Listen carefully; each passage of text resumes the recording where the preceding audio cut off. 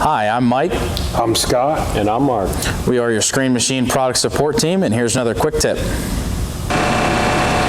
All right, so now that we have both of the side stacking conveyors folded down and out of the way, the fines and the mid-size on the opposite side, now what we have to do, right now our screen box and feeder tube here is in transport position. So we need to get our screen box up to one of the run positions.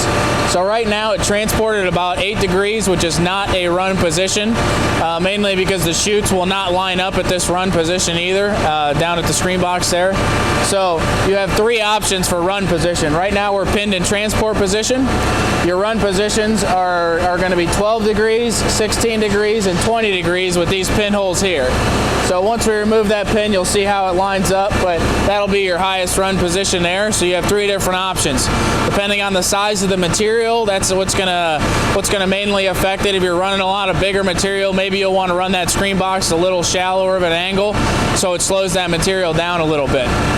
So right now we're going to go ahead and remove the pins out of transport position. I've got Mark over there removing that pin. I'll have to remove this pin. As you can see, they're pretty tight in there. After it goes down the road, you'll have some pressure on those pins. This is your screen angle valve here that controls that cylinder there. So if you push the handle down, you guessed it, it'll go down. If you push it up, it'll go up. So right now we need to relieve pressure off those pins. So just kind of bump it up just a little bit. See, my pin's a little looser, but it needs a little more. Mark got his out over there. Now I got mine out. You might just need to bump it up and down a little bit just until you can get that pin out.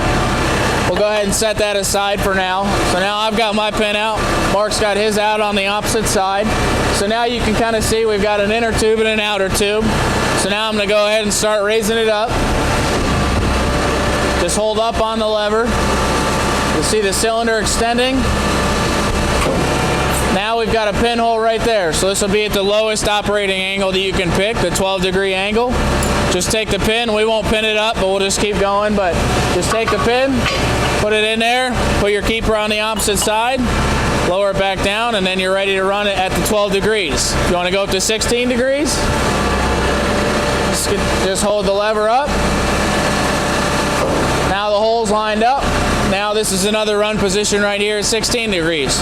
We're going to take it all the way up to the 20-degree run angle and pin it there. So get back to your angle there. Raise it up. Now we're at that top position there.